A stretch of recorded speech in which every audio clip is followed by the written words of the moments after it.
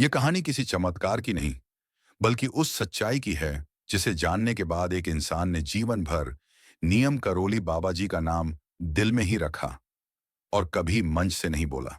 सन 1966, उत्तर भारत की एक ठंडी सुबह, दिल्ली से अल्मोड़ा जाने वाली बस अपने तय समय से देर से चल रही थी।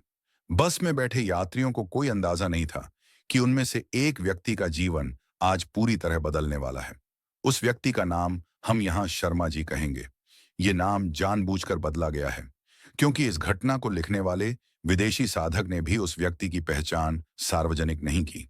शर्मा जी कौन थे?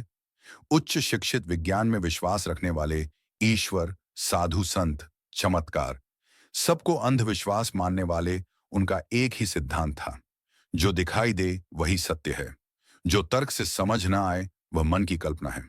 बस लगभग आधी भर चुकी थी कि एक साधारण सा वृद्ध बस में चढ़ा। फटा हुआ कंबल, पैरों में साधारण चप्पल, आंखों में गहरी शांति। किसी ने ध्यान नहीं दिया। बस कंडक्टर ने पूछा, बाबा, टिकट? बुजुर्ग मुस्कुराए, जहां सब उतरेंगे वहीं उतार देना। शर्मा जी ने मन ही मन सोचा, एक और ढोंगी साधु, न टिकट न ठिकाना। लेकिन जब बस चली तो वह वृद्ध सीधे शर्मा जी के पास आकर बैठ गया। कुछ देर बाद वह बुजुर्ग धीमी आवाज में बोले, शर्मा जी, आपकी मां की तबीयत आज सुबह से ठीक नहीं है। शर्मा जी चौंक गए। उन्होंने किसी को अपना नाम नहीं बताया था और मां की तबीयत, वह भी सिर्फ उन्हें ही पता थी। शर्मा जी ने तुरंत खुद को संभाला। संयोग होगा, नाम तो आम है, उन्होंने बात टाल दी। लेकिन बाबा फिर बोले, डॉक्टर ने जो दवा दी है वह आज असर नहीं करेगी। डरने की जरूरत नहीं है। अब शर्मा जी के हाथ कांपने लगे। कुछ देर बाद बस एक सुनसान मोड़ पर रुकी। ड्राइवर बोला, यहां कोई स्टॉप नहीं है। बुजुर्ग ने कहा, यहीं उतार दो। बस रुकी, बुजुर्ग उतरे। उतरते समय उन्होंने सिर्फ इतना कहा, जब तर्क हार जाए तो अनुभव को प्रणाम करना। और अगले ही पल वह मोड़ के पीछे ओझल हो गए। बस आगे बढ़ गई, लेकिन शर्मा जी का मन वहीं रुक गया। उन्होंने पीछे देखा। वहां कोई रास्ता नहीं था जहां कोई इंसान पैदल जा सके। बस अभी कुछ किलोमीटर ही चली थी कि शर्मा जी का फोन बजा। दूसरी तरफ उनकी बहन की आवाज थी, भैया, मां ठीक हो गई। अचानक डॉक्टर भी हैरान है। फोन हाथ से गिरते गिरते बचा। शर्मा जी की आंखों में आंसू थे। उनके मन में एक ही नाम गूंज रहा था, नीम करोली बाबा। ये नाम उन्होंने बस के ड्राइवर से बाद में सुना। कुछ मुलाकातें याद बनकर नहीं रहती, वे प्रश्न बन जाती हैं। और कुछ प्रश्न इंसान को उस जगह तक ले जाते हैं जहां तर्क अपने हथियार डाल देता है। बस अल्मोड़ा पहुंच चुकी थी। यात्री अपने अपने रास्ते चले गए, लेकिन शर्मा जी अपने कमरे में पहुंचकर भी वहां नहीं पहुंच पाए थे। कमरे की खिड़की से पहाड़ों की ठंडी हवा आ रही थी, पर उनके भीतर अजीब सी गर्मी थी। बार बार वही दृश्य आंखों के सामने आ रहा था। बस वह वृद्ध मां की बीमारी, वही शब्द और वही मोड़। शर्मा जी ने खुद से कहा, यह सब संयोग है। कोई बाबा कैसे मेरी मां के बारे में जान सकता है? उन्होंने विज्ञान की किताबें उठाई, नोट्स देखे, तर्क ढूंढने की कोशिश की, लेकिन हर तर्क वहीं आकर रुक जाता। नाम कैसे पता था? दवा का असर न होने की बात कैसे? बस से उतरकर वह गया कहां? पूरी रात उनकी आंखें खुली रहीं। सुबह 4 बजे उन्होंने पहली बार जीवन में ईश्वर से कुछ कहा, अगर यह संयोग नहीं है तो मुझे फिर से उससे मिला दो। सुबह होते ही उन्होंने होटल के रिसेप्शन पर पूछा, कल बस में एक बाबा थे, कंबल ओढ़े हुए, क्या आप जानते हैं वे कौन थे? रिसेप्शन वाला हल्की मुस्कान के साथ बोला, आप भी उनसे मिल आए क्या? वह नियम करोली बाबा थे। ये शब्द शर्मा जी के लिए किसी बिजली से कम नहीं थे। रिसेप्शन वाले ने बताया, वे अक्सर दिल्ली अल्मोड़ा रूट पर दिख जाते हैं। अब तो ज्यादातर कैंची धाम में रहते हैं। कैंची धाम, यह नाम शर्मा जी के भीतर किसी गूंज की तरह बस गया। दोपहर तक शर्मा जी का मन पूरी तरह बदल चुका था। अगर यह संयोग है तो एक बार देख लेने में क्या जाता है। उन्होंने टैक्सी ली और चल पड़े कैंची धाम की ओर। जैसे जैसे कैंची धाम पास आता गया, उनका मन अजीब सा शांत होने लगा। न कोई मंत्र, न कोई पूजा, बस शांति। आश्रम पहुंचे तो कोई भव्यता नहीं थी। साधारण सा मंदिर, कुछ पेड़, कुछ भक्त और वही सादगी। शर्मा जी को लगा, इतनी सादगी में इतनी शक्ति कैसे? अचानक भीड़ में उन्हें वही कंबल दिखा। वही वृद्ध वहीं बैठे थे। शर्मा जी कुछ कह पाते उससे पहले ही बाबा ने कहा, आ गए शर्मा जी। उनके पैर अपने आप मुड़ गए। आंखों से आंसू बहने लगे। बिना कुछ कहे वे जमीन पर बैठ गए। बाबा ने बड़ी सहजता से कहा, इतना सोचते क्यों हो? जो होना था हो गया। शर्मा जी के मन में एक सवाल था, क्या यह सब मेरे लिए था? बाबा बोले, जिसे प्रश्न मिलते हैं उसी को उत्तर भी मिलते हैं। करीब आधा घंटा वे वहीं बैठे रहे। बाबा ने कोई उपदेश नहीं दिया, कोई चमत्कार नहीं दिखाया, बस चुप्पी थी। और उसी चुप्पी में शर्मा जी के भीतर कुछ टूट रहा था। अहंकार उठते समय बाबा ने सिर्फ कहा, जो देखा है उसे प्रचार मत बनाना, जो समझा है उसे जीवन बनाना। शर्मा जी लौट आए, पर अब वह वही व्यक्ति नहीं थे। उन्होंने कभी मंच से बाबा का नाम नहीं लिया, कभी किताब नहीं लिखी, कभी वीडियो नहीं बनाया। बस हर सुबह आंख बंद करके एक वाक्य कहते, सब तुम्हारा ही है।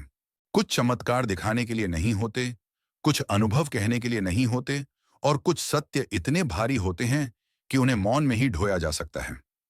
कैंची धाम से लौटने के बाद शर्मा जी अपने सामान्य जीवन में लौट आए। वही नौकरी, वही दिनचर्या, वही दुनिया, लेकिन भीतर सब कुछ बदल चुका था। अब वे बहस नहीं करते थे, ईश्वर पर हंसते नहीं थे, और सबसे बड़ा बदलाव, वे सही साबित होने की इच्छा छोड़ चुके थे।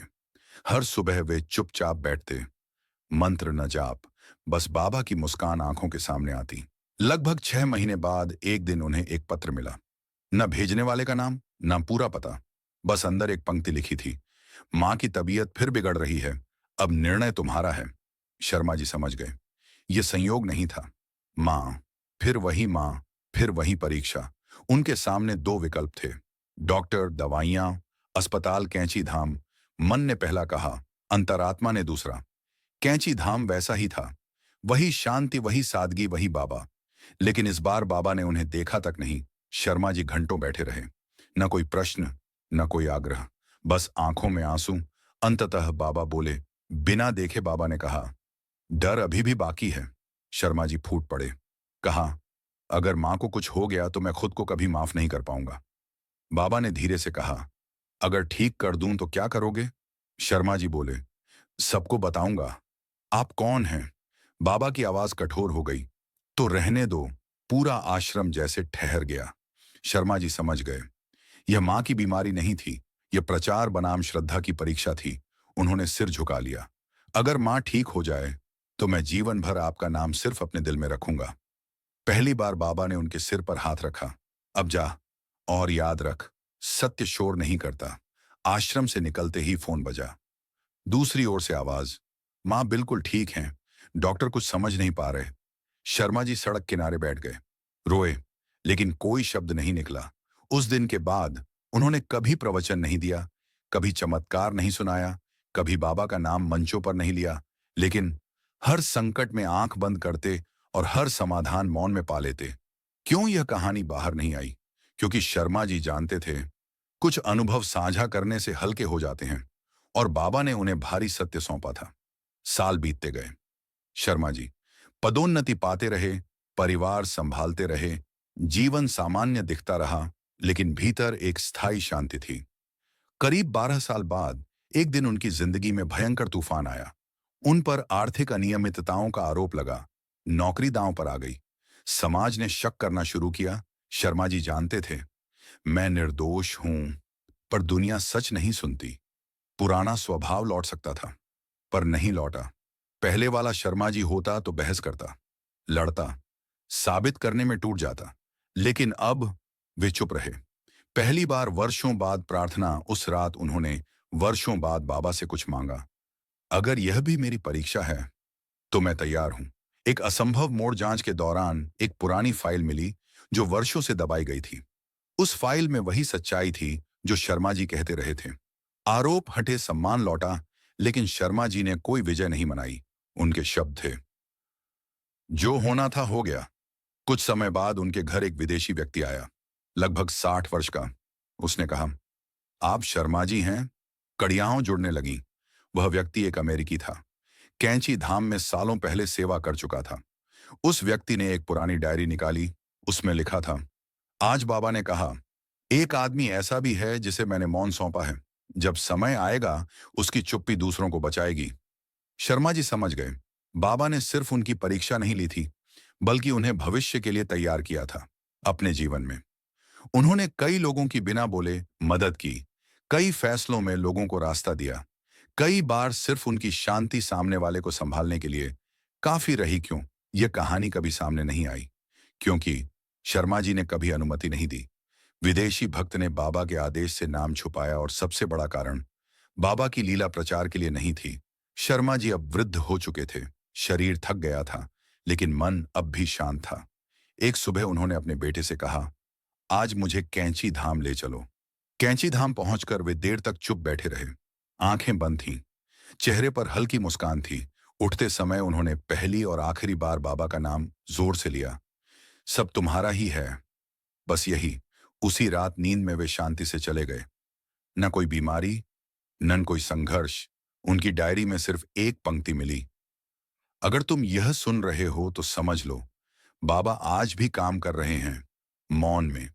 नीम करोली बाबा जी की सबसे बड़ी लीला शायद चमत्कार नहीं, बल्कि इंसान को मौन सिखाना थी।